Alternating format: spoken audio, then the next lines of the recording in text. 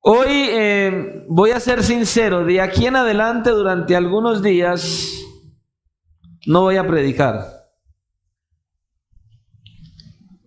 Pastor, entonces ¿a quién va a poner? Voy a traer una enseñanza, vamos a traer una enseñanza. No vamos a predicar.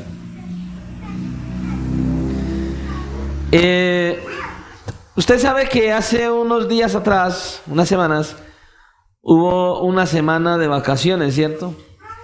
¿Por qué? Por la Semana Santa. Hace días atrás entonces se estuvo celebrando la Semana Santa y la Semana Santa es un tiempo donde el mundo dice que recuerda la muerte del Señor Jesucristo, su resurrección, pero sobre todo es un tiempo en el cual utilizan para recordar las 7 palabras que el Señor Jesucristo dijo cuando estaba clavado en la cruz. Y meditando en esto, entonces pude apreciar que hay muchos ministros y hay muchas personas que justamente para el tiempo de Semana Santa, no sé exactamente en qué día, muchos lo hacen, pero toman la determinación de predicar el sermón de las 7 palabras. ¿Sabe usted eso? No sé cuántos han escuchado eso. Pero la verdad son pocos los que le dan el verdadero sentido a esas últimas palabras que el Señor Jesucristo dijo cuando estaba clavado en la cruz. Y es por eso que orando al Señor hemos tenido el sentir de parte de Dios justamente de enseñar sobre ese tema de las 7 palabras que el Señor Jesucristo dijo colgado en la cruz del Calvario. Porque mucha gente, muchos cristianos leen las 7 palabras en los evangelios y no les dan la más mínima importancia. Sí, las 7 palabras de Jesús. Verdaderamente es algo importante, esencial y necesario que la iglesia sepa qué son. ¿Por qué no las prediqué en Semana Santa? Porque es que no queríamos hacer un ritual en Semana Santa. Pero orando al Señor y meditando en esto, hemos podido apreciar que la mayoría de los cristianos no meditan en lo que significan esas 7 palabras que el Señor Jesucristo dijo en la cruz del Calvario. Es importante hablar sobre estas 7 palabras. Así que eso es lo que vamos a hacer. A iniciar ese estudio, un estudio acerca de esas 7 palabras que el Señor Jesucristo dijo mientras que estaba clavado en la cruz del Calvario. Así que obviamente no vamos a tener un texto como base, simplemente vamos a hablar sobre este asunto. Así que yo le invito para que oremos y que sea el Señor quien nos dirija en este estudio. Amén. Padre, en el nombre de Jesús venimos delante de tu presencia, Señor. Delante de ti estamos hoy, dándote la honra, la gloria, la alabanza y dándote gracias por tu bondad, tu fidelidad y tu misericordia, reconociendo que tú eres un Dios bueno, grande y maravilloso, y que, Señor, quieres que nosotros entendamos cuál es el verdadero significado de estas 7 palabras. Tú quieres que nosotros comprendamos verdaderamente por qué y para qué fueron dichas estas palabras en la cruz.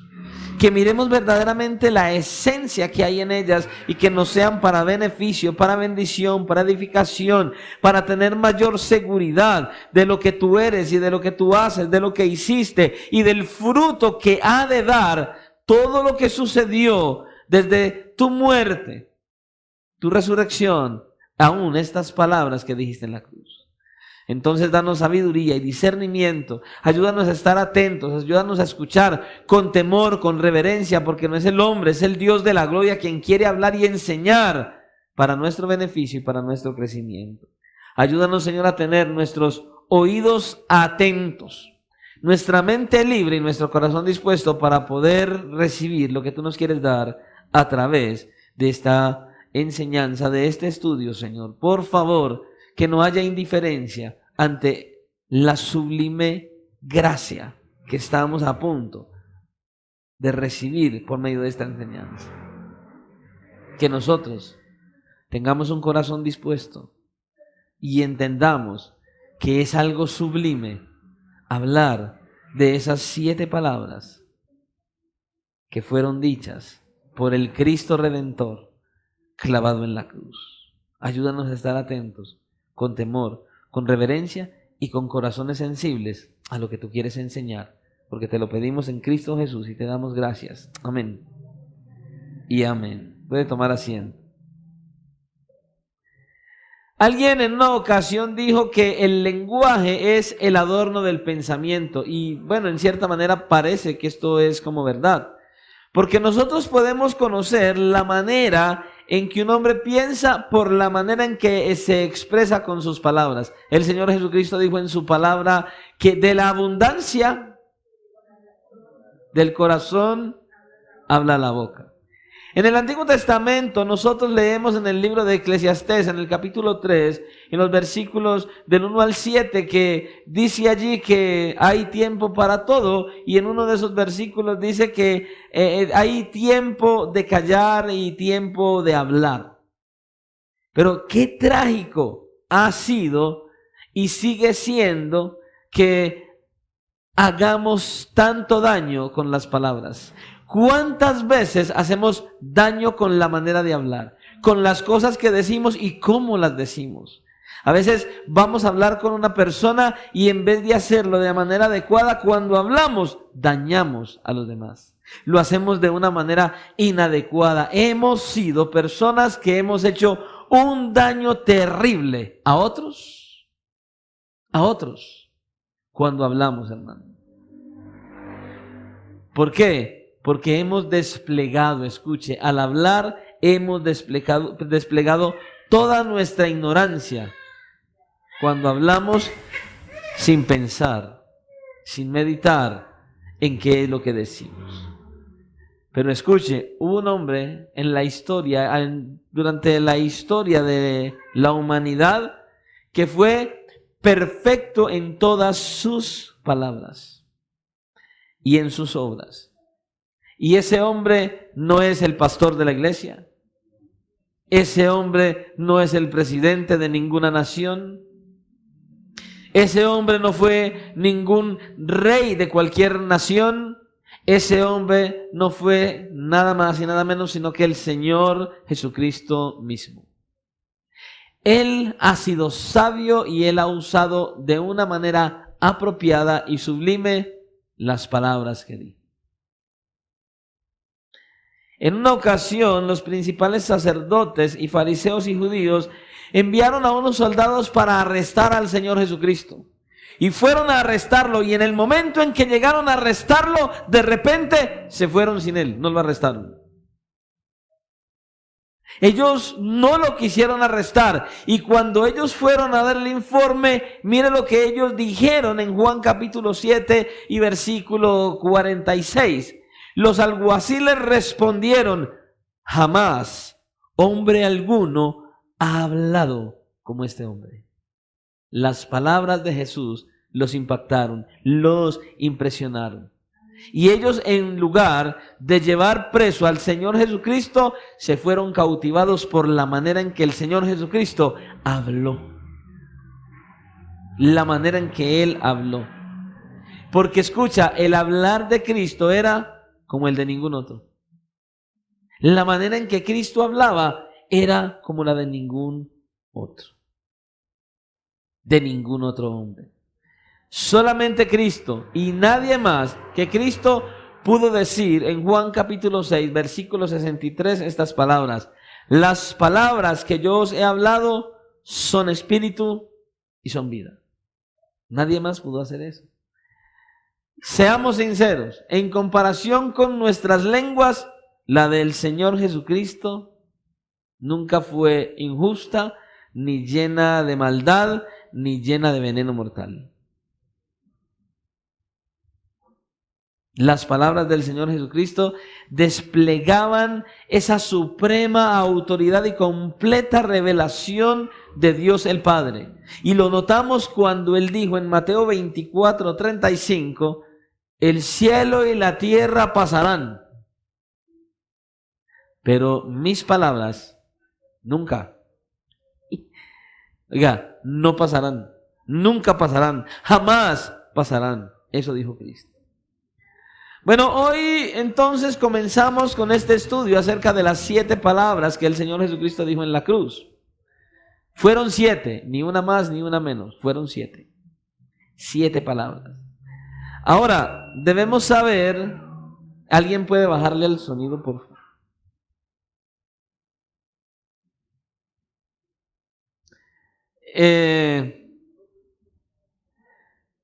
Debemos saber que el número 7 es el número que significa completo o perfecto para Dios. Eso significa. Por ejemplo, hay 7 días en la semana, el octavo día automáticamente se convierte en el primero. Son 7 días, el octavo día se convierte en el primero de una nueva semana. Hay 7 notas musicales en la escala musical, la octava se convierte automáticamente en una nueva. El número 7, como ya dije, en las escrituras significa completo o perfecto. Y por lo tanto lo tenemos en estas 7, lo que nosotros tenemos en estas 7 palabras que dijo el Señor en la cruz, escuche, es una interpretación completa del amor de Dios para la raza humana.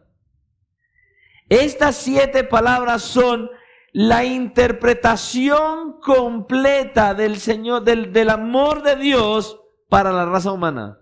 Eso es lo que nosotros vemos en estas 7 palabras.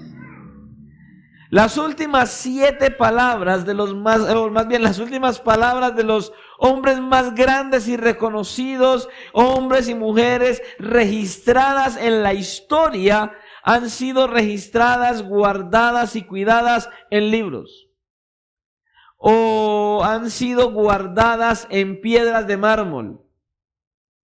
O en monumentos, o incluso han sido tejidas en caros tapices y pintadas en los más imperecederos colores del arte. Esas palabras que muchos grandes y famosos en la historia de la humanidad han dicho.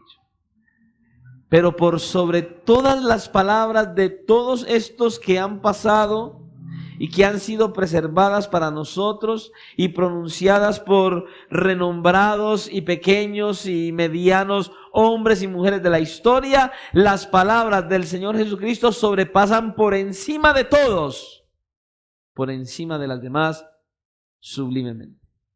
Las palabras más importantes y más grandiosas que se puedan haber dicho durante la historia de toda la humanidad son las del Señor Jesucristo. Es quien ha hablado las palabras más grandiosas durante toda la historia de la creación. Cuando nuestro glorioso Salvador Jesucristo habló en el Gólgota, crucificado, Él utilizó palabras sublimes y santas como adorno de su pensamiento. Eso fue lo que Él hizo. De estas 7 palabras nosotros podemos notar algo importante. 3 de ellas fueron dirigidas a Dios el Padre y las 4 restantes fueron dirigidas a los hombres. Eso es lo que vemos en estas palabras. Pero podríamos decir que estas 7 palabras son como, escuche, como 7 ventanas por las cuales podemos entrar, escuche, a la mente y el corazón de Dios. Escuche, usted puede leer esas 7 palabras y si usted no se sienta a meditar, usted no va a alcanzar a ver lo que vamos a ver en este estudio. Algo sublime, algo que lo va a conducir a usted a que vea como si fuera una ventana abierta la grandeza, el amor y la misericordia de Dios para aquellos que Él vino a salvar. Esto es algo glorioso y grandioso. En aquel día en el cual el Señor Jesucristo estaba clavado en la cruz y muriendo, en ese día algo sucedió. Ese día fue el día más oscuro de la raza humana. Y entonces el hombre necesitaba ventanas por medio de las cuales pudiera brillar la luz de Dios. Y gloria a nuestro glorioso Salvador. Gracias a nuestro Rey de gloria que sí que brilló y sigue brillando y seguirá brillando. En medio de la humanidad, brillará por siempre. Escuche, cada vez que se repitan estas palabras que el Señor Jesucristo dijo, los hombres serán privilegiados al ver, escucha, la mente del Creador y Redentor del mundo y al ver el corazón mismo de nuestro Señor y del Evangelio. Cada generación de la iglesia cristiana ha reconocido la muerte del Señor Jesucristo. Todos los cristianos hemos reconocido la muerte del Señor Jesucristo. La muerte de Cristo ha sido predicada, orada, cantada, recitada, ha surgido en poemas, pero la realidad es que hoy día o a lo largo de muchos tiempos, muchos ministros de hoy han descuidado el verdadero significado, el verdadero valor de la muerte de Cristo. Muchos enfatizan las palabras de nuestro Señor Jesucristo en la cruz, pero minimizan sus sufrimientos y su sacrificio sustitutorio. No lo tienen verdaderamente en el lugar donde debería estar.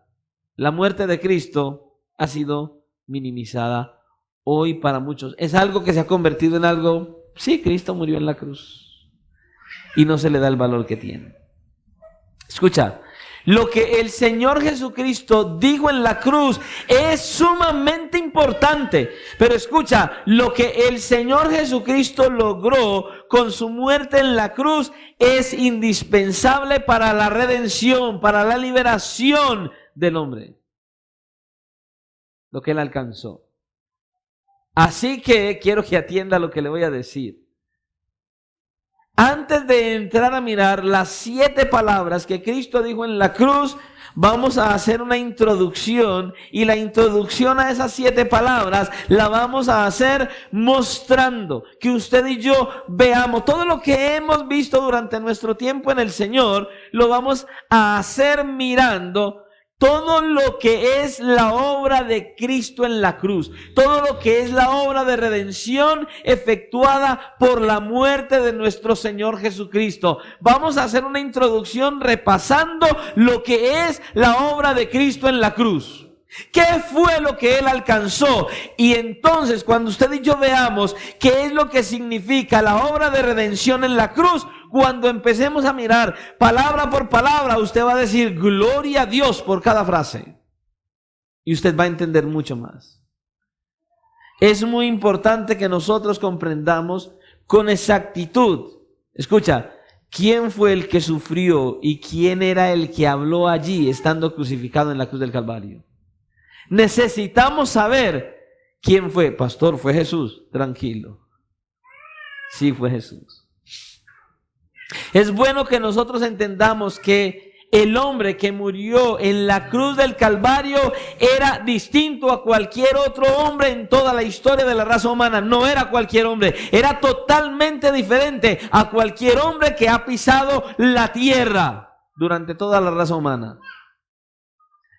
Hay que tener bien claro que Jesucristo es único. No solo por lo que dijo, sino también por su absoluta deidad, por quien es Él. Escucha, Jesús era el hombre y era Dios al mismo tiempo. La cruz, la iglesia, el cristianismo son cristocéntricos. Son cristocéntricos. Hay gente que tiene convicciones diferentes sobre Jesucristo. Hay gente que marca las diferencias. Hay una diferencia bastante abismal entre la iglesia cristiana trinitaria y las iglesias unitarias. Ellos manejan unos conceptos, pero escucha, no entienden lo que verdaderamente significa la Trinidad de Dios, y por eso acusan y atacan los trinitarios, y por eso ellos se convirtieron en unitarios, porque no tienen la más mínima idea de lo que la Trinidad es. Para muchos que hacen parte de la iglesia unitaria, la iglesia trinitaria es una iglesia satánica y que tiene un Dios de 3 cabezas. Ellos no entienden qué es la Trinidad de Dios. Pero en fin, nosotros, gloria a Dios, no lo entendemos, pero lo creemos. Ahora, ¿quién es exactamente este hombre que murió en la cruz del Calvario? Bueno, para poder determinar la respuesta correcta es necesario estudiar las Escrituras. Es necesario ir a la Biblia, porque escucha, la Biblia es la fuente más eficaz y eficiente y fehaciente para que usted y yo sepamos quién fue el que murió en la cruz. Porque es la Escritura, la palabra de Dios, donde usted y yo encontramos todo el conocimiento sobre nuestro Señor Jesucristo. Porque es la palabra de Dios y es inspirada por el Espíritu Santo de Dios. Es allí donde lo encontramos. Y entonces es a la Escritura a la que usted y yo debemos acudir para poder saber sobre la muerte de Cristo y sobre esas últimas palabras que Cristo dijo en la cruz del Calvario. Así que vamos a ver en primer lugar quién era el que vino al mundo cuando Cristo nació del vientre de María. ¿Quién fue ese que vino al mundo? Y la Biblia nos da la respuesta sin ningún tipo de errores. Aunque los hombres tengan sus propias opiniones, la Biblia nos da la respuesta y no tiene ni un solo error. Por ejemplo, usted conoce este pasaje, Juan capítulo 1. Miremos lo que dice Juan capítulo 1, el versículo 1 y el versículo 14. Para que desde ya usted empiece a visualizar quién fue el que estuvo clavado en la cruz y quién fue el que dijo esas 7 palabras clavado en la cruz del Calvario. En Juan capítulo 1 y versículo 1, el apóstol Juan comienza citando estas palabras. En el principio era el verbo, y el verbo era con Dios, y el verbo era Dios. Y en el versículo 14 dice, y aquel verbo fue hecho carne y habitó entre nosotros y vimos su gloria, gloria como del unigénito del Padre, lleno de gracia y de verdad. Mire lo que dice. Este pasaje lo que nos está diciendo es la verdad sobre la persona de Cristo. Lo que nos dicen estos versículos a nosotros, lo que nos están diciendo es que el Dios eterno vino en su tiempo y se hizo carne. Eso es lo que está diciendo allí. El Dios todopoderoso, creador del universo, en un momento de la historia vino y se hizo hombre. Es lo que él dice. Ahora le voy a ser sincero. Yo no puedo comprender realmente en su totalidad este pasaje, estos versículos. Pero sí le puedo decir que es verdad porque lo dice Dios. Pero entenderlo es un poco difícil. Ahora, ese verbo del que habla aquí, ¿sabe quién es ese verbo? El Dios creador. Y lo que nos está diciendo es que ese verbo, que es el Dios creador, en un momento determinó hacerse hombre. Entonces aquí se nos presenta al Dios hombre, Jesucristo. Eso es lo que está diciendo. Quien en sustancia y en esencia es verdaderamente Dios y es verdaderamente hombre. Cristo es Dios mismo. Cuando Cristo estaba en esta tierra era el mismo Dios en la carne. Y era hombre y era Dios al mismo tiempo. 100% hombre, 100% Dios, no 50-50. 100% hombre y 100% Dios. Mira lo que dice el apóstol Pablo en Colosenses capítulo 2 y versículo 9. Mira lo que él anuncia y cómo él lo declara. Porque en él, en Cristo, habita corporalmente toda, escuche, toda, no una parte, toda la plenitud de la deidad, para aquellas sectas que dicen que Cristo fue creado. Para aquellas sectas que dicen que Cristo no es Dios. Mire lo que dice la Escritura. En este punto de este pasaje el apóstol Pablo está hablando de una persona no misteriosa. Él no está hablando de una persona misteriosa, no. Él está hablando de Cristo mismo, de Cristo el hombre, en cuyo cuerpo habita toda la plenitud de la deidad. La suma total de lo que es Dios está en Cristo. Es lo que significa esto. Total. Escuche. Todo lo que Dios es, lo encontramos en la persona de Cristo. Todo lo que Dios es, está en Cristo, corporalmente. Y tengamos en cuenta esta palabra, corporalmente. Porque esta palabra literalmente significa que está morando en un cuerpo material. Dios, el Todopoderoso, el Creador, está morando, habita en un cuerpo material que nació del vientre de María y que murió y resucitó de entre los muertos. Es lo que está diciendo él. Ahora, si ustedes quieren saber más y quieren mayor explicación, solo le puedo decir que esto va mucho más allá de la explicación humana. Esto es algo sobrenatural. Sobrenatural. Tanto así que mire lo que dice la Biblia en 1 de Timoteo capítulo 3 versículo 16. Mire lo que el Señor dice. Mire lo que dice allí el apóstol Pablo hablándole a Timoteo. Indiscutiblemente grande es el misterio de la piedad. ¿Y qué pasa a decir el apóstol Pablo a Timoteo? Dios fue manifestado en carne. Dios fue manifestado en carne. Aquí se manifiesta la encarnación de la deidad. Así que Jesucristo es tanto Dios como hombre. El Dios hombre, y en ningún momento durante su vida terrenal Él fue menos que Dios. Siempre fue Dios. Escucha, cada vez que los hombres han discutido sobre esta verdad y esta esencia, el enemigo del cristianismo ha querido venir, ha querido llegar y ha querido dañar y ha querido decir, no, es que Jesucristo no es Dios, es que Jesucristo es una creación, es que Jesucristo fue un profeta, en fin, tantas cosas que han surgido a lo largo de la historia. Pero escucha, en su nacimiento, en su vida terrenal, Cristo fue Dios, manifestado en carne. Por eso dice que este es el misterio, pero también es el milagro de la encarnación de Dios. De hecho, los judíos no mesiánicos dicen que es imposible que el Dios santo y perfecto se haya hecho un hombre, algo como su creación, pero Él lo hizo así. Ahora, vamos a mirar la muerte de este hombre. La muerte de este hombre, el Dios hombre, el verbo hecho carne. El único en quien habita corporalmente la plenitud de la deidad, dice, Dios fue manifestado en carne. Eso es lo que el texto dice ahora. ¿Era Cristo menos Dios en su muerte de lo que fue en su nacimiento y en su vida terrenal? No, siempre fue Dios. Pero la Biblia tiene la respuesta. No es lo que diga que el pastor dijo que no. ¿Y dónde está la respuesta, pastor? Segunda de Corintios capítulo 5, versículos 18 y 19.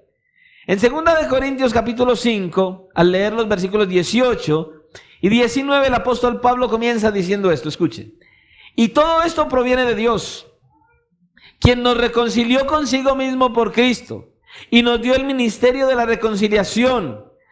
Que Dios estaba en Cristo reconciliando consigo al mundo, no tomándoles en cuenta a los hombres su pecado, y nos encargó a nosotros la palabra de la reconciliación. Este es el sentido del pasaje, que cuando Dios efectuó la reconciliación por medio de la muerte de Cristo, Dios estaba en Cristo. Dios estaba en Cristo.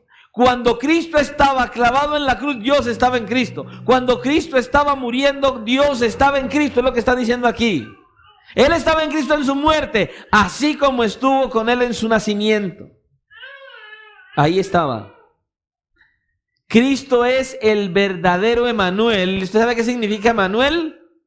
Dios con nosotros. Eso es lo que significa. Cuando Dios hizo sacrificio por los pecados del mundo por medio de la muerte de su Hijo, Él estaba en Cristo. Esto es un misterio, pero es un milagro, pero es verdad. En ningún momento Cristo dejó su verdadera esencia. En ningún momento Él fue menos que Dios. Y escuche, cuando Él regrese lo hará como el gran Dios y Salvador Jesucristo, que se dio a sí mismo por nosotros para redimirnos. La Biblia lo dice. El apóstol Pablo le dice a Tito en Tito capítulo 2, versículos 13 y 14, esto. Aguardando la esperanza bienaventurada y la manifestación gloriosa de nuestro gran Dios y Salvador Jesucristo. ¿Usted vio? ¿Nuestro qué? Gran Dios. A esos que dicen que Jesucristo no es Dios. A nuestro gran Dios y Salvador Jesucristo, quien se dio a sí mismo por nosotros para redimirnos de toda iniquidad y purificar para sí un pueblo propio, celoso de buenas obras. Ahí está la Escritura. Aquí nos está asegurando que Jesucristo es Dios, pero fue hombre. Es lo que nos está diciendo. En su nacimiento, en su vida terrenal y en su muerte y en su resurrección. ¿Dónde está Cristo hoy? En el reino de los cielos. Y cuando Él regrese, será el mismo Dios hombre en toda su gloria. Yo quiero que no se vaya a desconectar. Recuerde lo que estamos hablando. ¿Quién fue el que murió en la cruz? ¿Quién fue el que dijo esas 7 palabras? Escuche. Dios mismo. En Cristo. Esto es importante. Estamos hablando del Dios todopoderoso creador que por amor a usted y a mí se hace hombre. Por eso dice la Escritura que se humilló a sí mismo, haciéndose como su creación. Escuche, Él no se humilló simplemente porque su creación lo avergonzó, lo humilló. No. La humillación de Dios es hacerse a sí mismo un hombre tal cual como su propia creación. Esa es la verdadera humillación de Dios. De ahí en adelante vino lo demás. Pero la humillación verdadera de Dios es haberse hecho un hombre. Y ese fue el que murió en la cruz. Y si Dios mismo no se hubiera sacrificado por los pecados del mundo, no habría reconciliación entre Dios y el pecador. Porque no hay un solo hombre sobre la faz de la tierra que cumpla los requisitos para ocupar ese puesto de recibir todos los pecados de la humanidad y que pagara por los pecados del mundo. No hay nadie, porque tenía que ser alguien perfecto, alguien obediente hasta la muerte. Usted ve los sacrificios del Antiguo Testamento, tenía que ser un cordero, no cualquiera. Perfecto, sin mancha, sin defecto. Ese cordero perfecto era imposible encontrarlo en cualquier hombre de esta tierra, porque todo ser humano traemos la raíz del pecado. Tenía que ser Dios mismo en la persona de Cristo quien viniera y viviera toda una vida de obediencia plena para luego poderlo ofrecer como sacrificio en la cruz del Calvario. Era Dios mismo en Cristo ofreciéndose Él mismo como sacrificio por usted y por mí, hermano. Que usted y yo pudiéramos entender esto, que usted y yo pudiéramos percibir esto. Dios mismo, el Dios todopoderoso, el que te creó, decidió venir Él mismo y clavarse en la cruz por amor a ti, para que renuncies a tu pecado, para que renuncies a tu maldad. ¿Cómo vas a ofender a Dios? ¿Cómo vas a hacer tal cosa si Él mismo ocupó tu lugar en la cruz del Calvario? Oh, por Dios.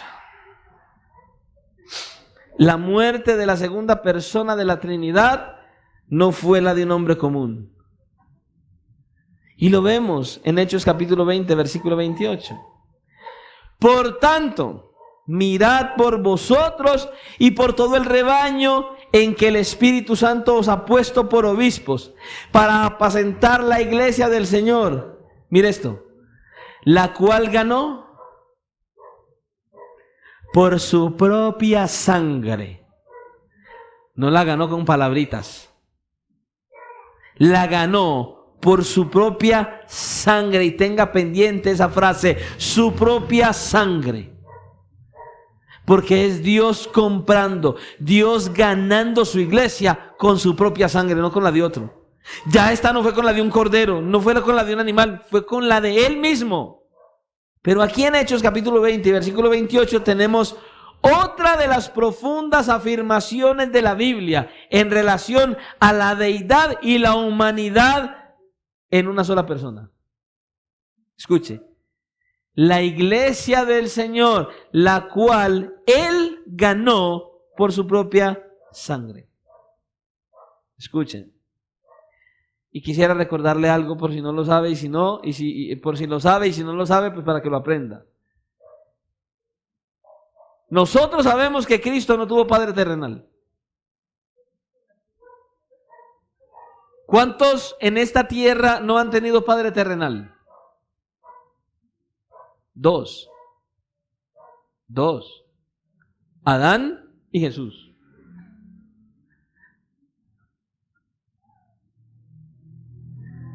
Mateo capítulo 1 versículo 18 nos dice esto: estando desposada María su madre con José, antes que se juntasen, se halló que había concebido del Espíritu Santo.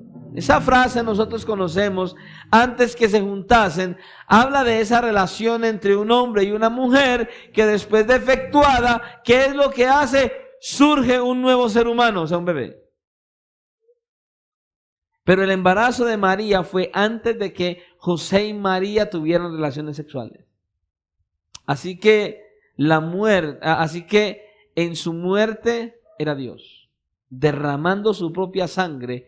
Y escuche, y de la misma manera como lo fue en su nacimiento y en su vida, lo siguió siendo en su resurrección. Dios mismo, ese Dios que el Espíritu Santo concibió en María, que ahora se hace hombre en la persona de Jesús y que nace del vientre de María, ese mismo es el que derrama su sangre para perdonar nuestros pecados y reconciliarnos con Dios.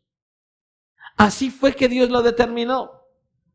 Esa fue la manera en que Dios lo planeó. El sacrificio de la muerte para la liberación, del sacrificio para la liberación de un pecador tenía que ser con una muerte y derramamiento de sangre. Y usted lo puede ver en Éxodo capítulo 30, versículo 10. Y puede verlo en Levítico capítulo 6, versículo 27. Pero también puede verlo en Números capítulo 35 y versículo 33. Y cada vez que la expiación del pecado, la expiación, esa palabra expiación es cubrir, cada vez que aparece que se cubría el pecado, esta siempre se manifestaba por medio de la sangre. Por medio de sangre. Y cada vez que la sangre es derramada, ya sea en el Antiguo Testamento o en el Nuevo Testamento, esencialmente, ¿qué significa? Muerte. Tenía que morir un animal para cubrir el pecado. Ahora viene Cristo y muere en la cruz y su sangre es derramada. ¿Para qué? ¿Para cubrir el pecado? ¿Qué dice la Biblia? ¿Para cubrirlo? Este es el Cordero de Dios que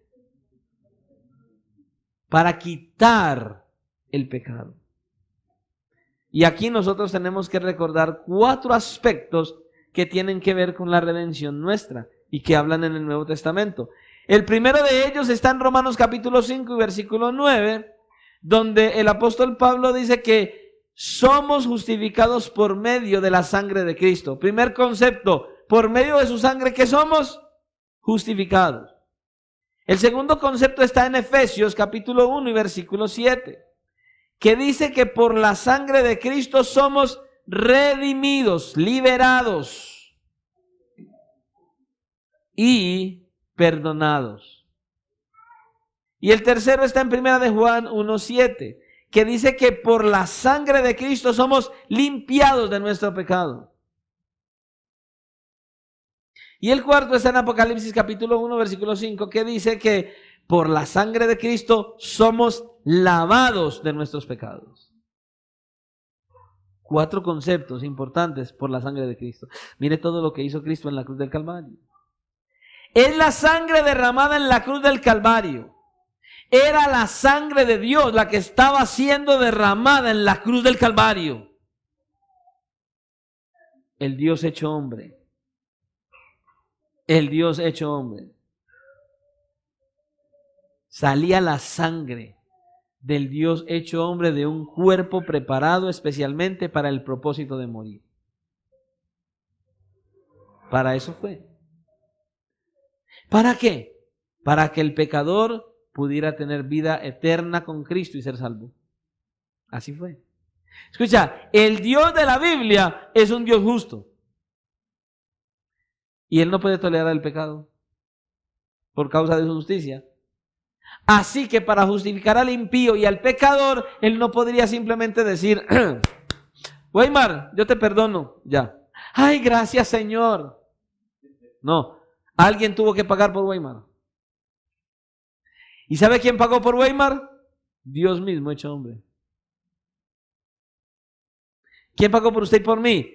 Dios mismo, hecho hombre, clavado en la cruz, Dios mismo, en la persona de Jesucristo, derramando su sangre para liberarnos de la esclavitud del pecado, para quitarnos a nosotros el peso de la culpa, para comprarnos a nosotros para que perteneciéramos a Él, para lavarnos del pecado, para limpiarnos completamente, para que fuéramos liberados totalmente de esa esclavitud, de la muerte y de su ira.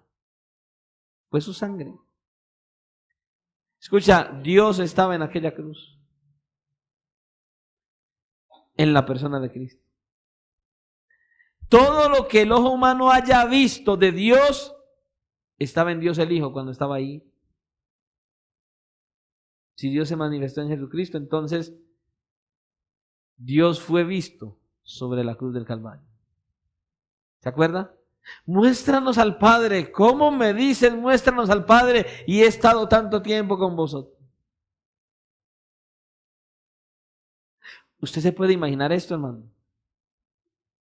Dios mismo, en la persona de su Hijo, por usted clavado en la cruz y derramando su sangre por usted, para que usted en gratitud viva para Él, viva para agradarle, tenga una relación con Él por medio de la oración, busque conocerlo a través de las Escrituras, usted venga y se congregue y esté en unidad con sus hermanos, alabándole, glorificándole y recibiendo el mensaje, el consejo sabio de Dios, y usted menospreciándolo, no viniendo, no orando, no yendo a la Escritura y viviendo en desobediencia. ¿Usted cree que eso está bien? Cuando a Él le plació subirse a la cruz para verte un día en la eternidad con Él, qué falta de gratitud tenemos muchos. Todos los estudiosos bíblicos estarán de acuerdo que era absolutamente necesario que Dios se encarnara. Era necesario. Y que Él mismo diera la vida, su vida, por aquellos en este mundo que Él venía a salvar. Por esos pecadores que estaban en esta tierra. Escucha, la muerte de Cristo era prioritaria. Era obligatoria, o sea, sí o sí tenía que morir. No era opcional, Él sí o sí tenía que morir. Tanto moral como físicamente. Si Él no hubiera muerto, no hubiera pasado nada. La muerte no fue un accidente, la muerte de Cristo no fue un accidente, estaba divinamente planificada, Dios la planificó. Cristo fue el Cordero dispuesto desde antes de la fundación del mundo para ocupar nuestro lugar y para ser el Cordero perfecto para traer el perdón de pecados a los pecadores. Y cuando Él estuvo aquí en la tierra, hermanos, Él habló de su muerte desde la eternidad. Escuche, Él habló de que su muerte desde la eternidad tenía que ser así. Él tenía que morir. ¿Y por qué? Porque todo lo que un pecador necesita es la muerte del Hijo de Dios para ser salvado. No necesita más.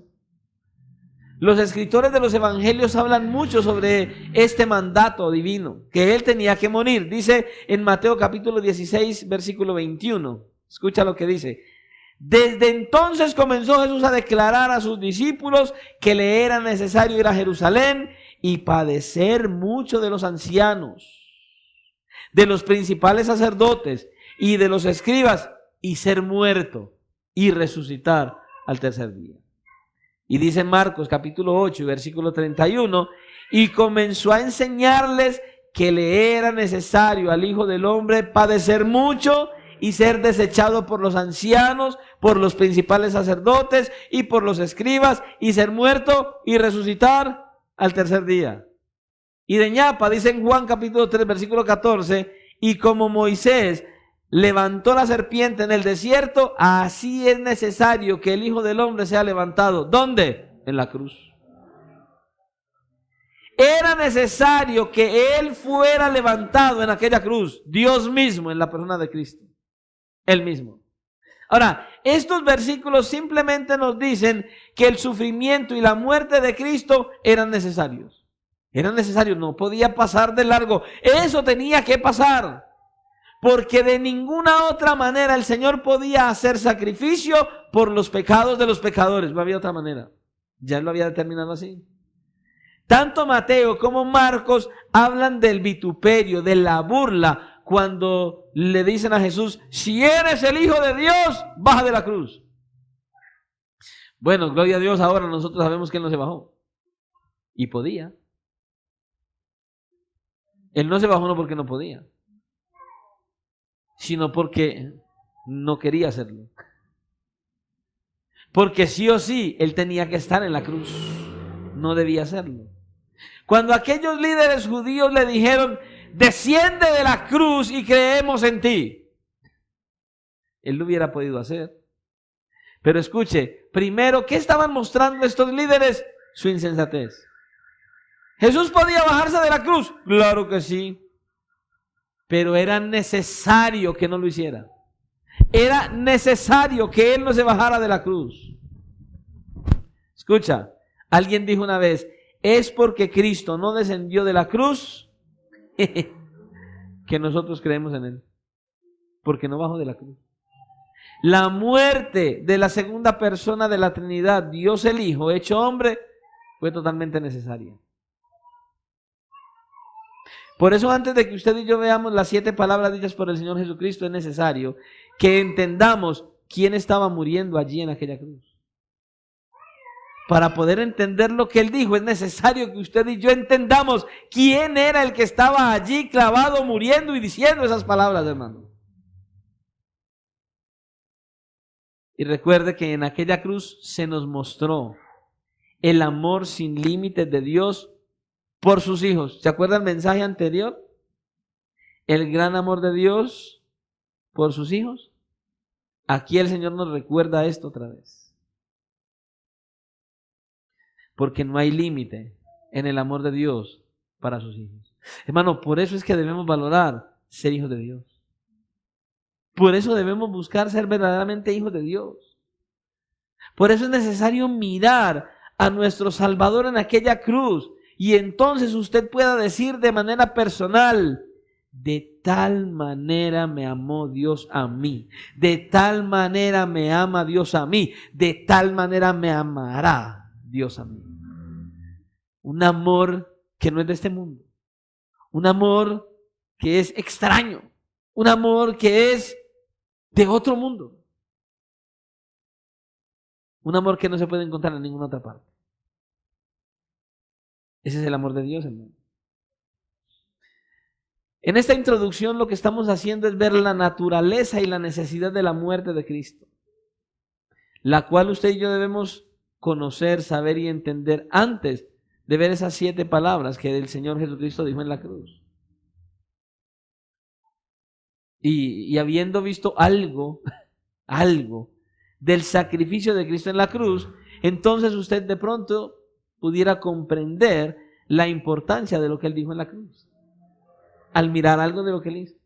Escucha, era necesario que Cristo muriera para el perdón de nuestros pecados, para el perdón de los pecadores. Era necesario que Él muriera en la cruz. Ahora, yo quiero que escuches esto y atiendas. Pecar, mis hermanos, no es un acto pequeño. No. Por eso nosotros debemos venir y confesar nuestro pecado delante del Señor. Confesar que hemos hecho cosas incorrectas delante de Dios. Y escucha, y apartarnos de ellas. Reconocer delante del Señor que hemos pecado de pensamiento, que hemos pecado con nuestras palabras, con nuestras acciones. Y que debemos entender que cada pecado nuestro es una ofensa directa contra Dios. Y que Él dice que la paga del pecado es muerte. Por lo tanto, no podemos dejar pasar nuestro pecado y decir, bueno, ya pequé, ya lo hice, bueno, dejémoslo así. No, es necesario venir delante del Señor, confesar nuestro pecado y apartarnos, no seguir en ese mismo pecado. Debemos venir a Cristo con nuestra confesión. Debemos reconocer delante de Él cuando estamos haciendo las cosas mal. Y que estarán mal. Y que estarán así y seguirán siendo mal hasta que confesemos al Señor nuestro pecado y recibamos ese perdón de Dios. Ahora, si no venimos a Él y confesamos nuestro pecado, tranquilo, las consecuencias no se harán esperar. Vendrán las consecuencias de nuestro pecado. Ellas vendrán. Pero recuerda que el perdón está provisto por Dios para todo aquel que venga a Él en arrepentimiento y fe. Él no es un Dios alcahuete, es porque Cristo pagó ya en la cruz del Calvario. Es porque Él mismo en la persona de Cristo pagó en la cruz del Calvario. Él fue quien pagó el precio por medio de la muerte de nuestro Señor Jesucristo en la cruz. Dice Efesios capítulo 1 versículo 7, en quien tenemos redención por su sangre, el perdón de pecados según las riquezas de su gracia. Solo por gracia, hermano. Por las riquezas de su gracia. Pero ¿cuántas veces pecamos, hacemos lo malo, desobedecemos a Dios y tantas cosas? Y no hay ni siquiera un sentir en nuestro corazón de saber que ofendimos al que nos ama.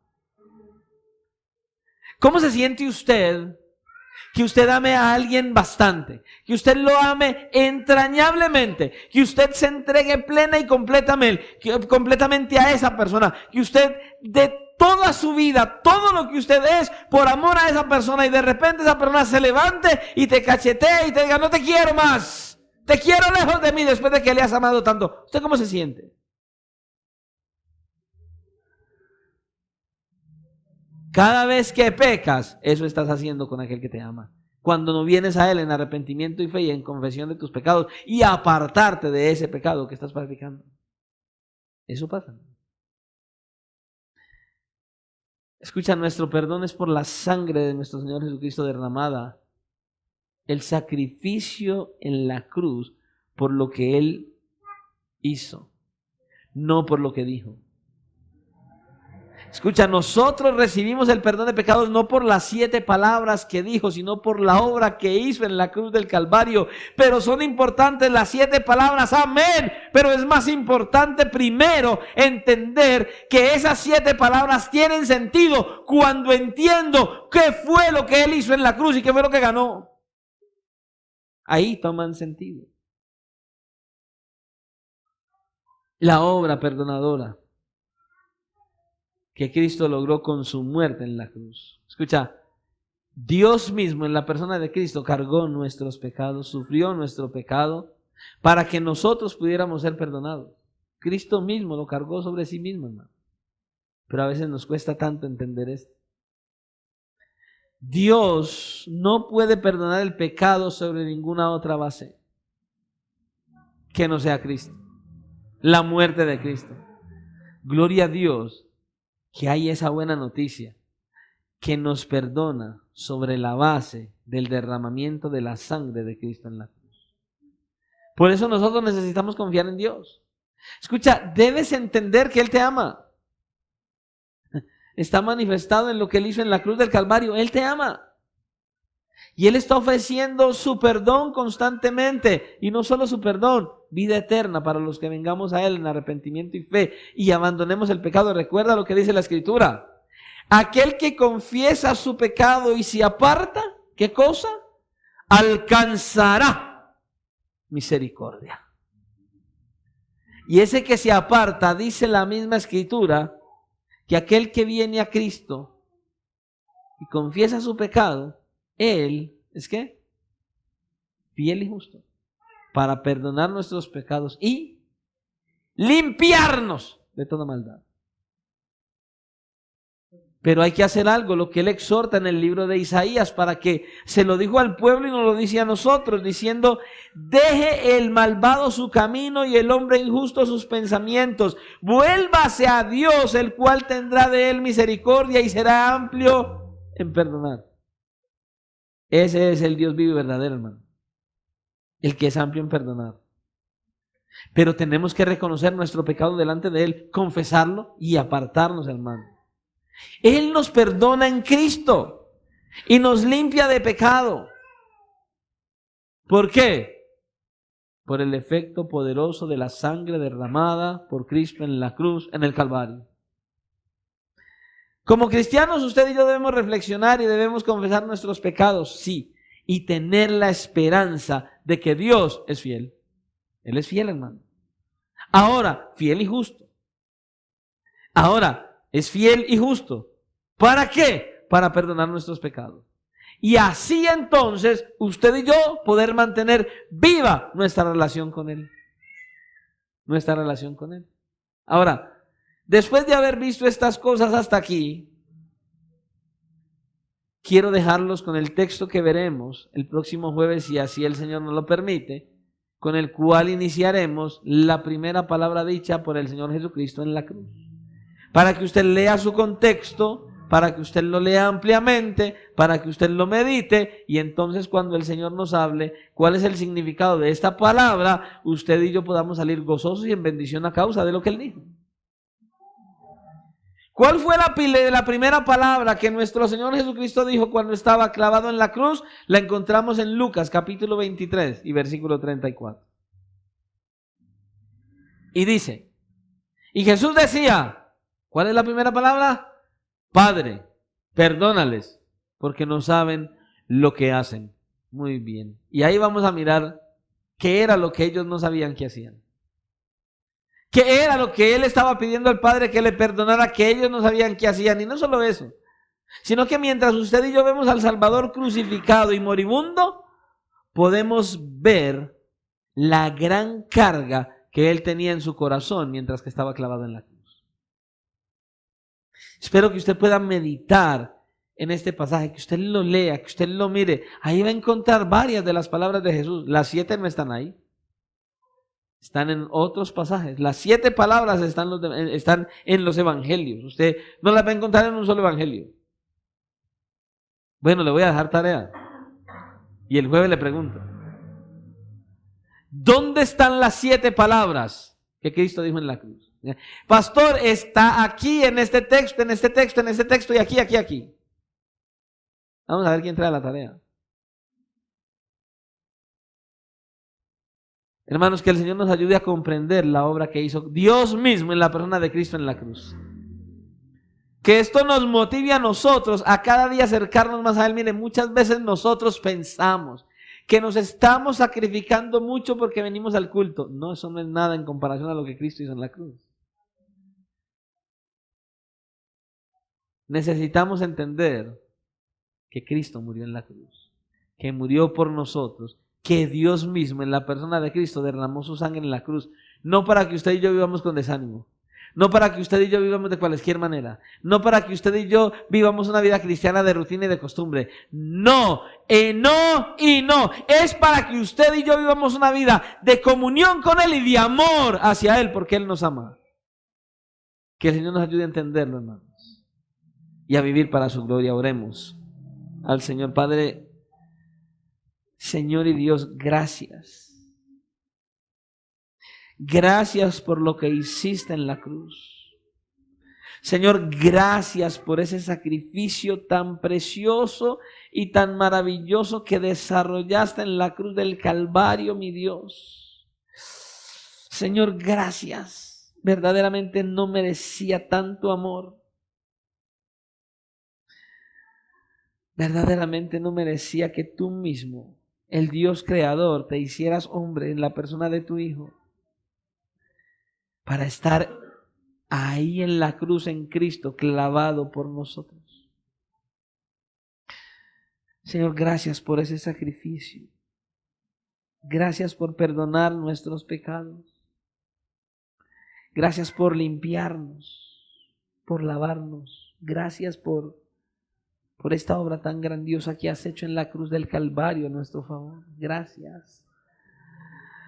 Señor, por favor, danos sabiduría y discernimiento para entender lo que pasó en la cruz. Danos, Señor, ese sentir real y genuino de que Dios mismo, en la persona del Hijo, derramó toda su sangre por amor a mí, por amor a nosotros. Y que esto nos motive a vivir una vida en santidad. No tenías por qué hacerlo. No tenías por qué humillarte. No tenías por qué hacerte hombre para venir a salvarnos, porque no lo merecíamos. Ni siquiera lo ganamos.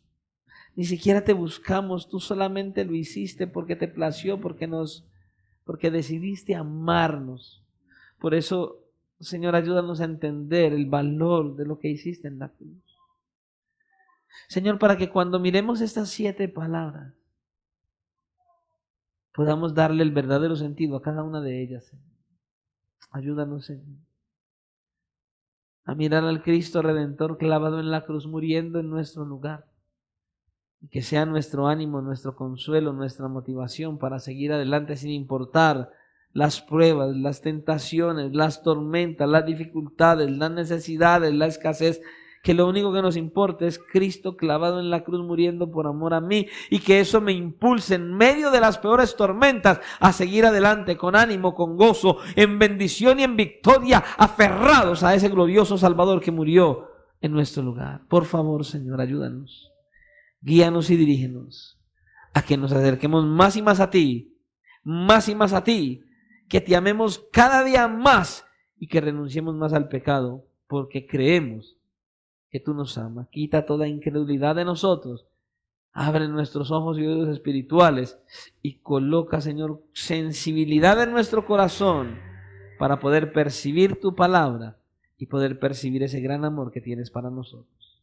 Es lo que te pedimos hoy, dándote gracias. Y ahora, al salir de este lugar, te rogamos que nos lleves en bendición y en tu victoria, que nos guardes de todo mal, de todo peligro, de toda acechanza del maligno, y que en medio de ella seas tú librándonos, oh Señor, conforme a tu propósito, y haciendo que nos acerquemos más y más a ti, para que cada día te conozcamos más y podamos valorar más esa obra de la cruz que has hecho en nuestro lugar. Gracias, Padre. Gracias, Señor y Dios, por tu fidelidad y por tu misericordia, en el nombre de Cristo. Amén y amén. El Señor les bendiga. Dios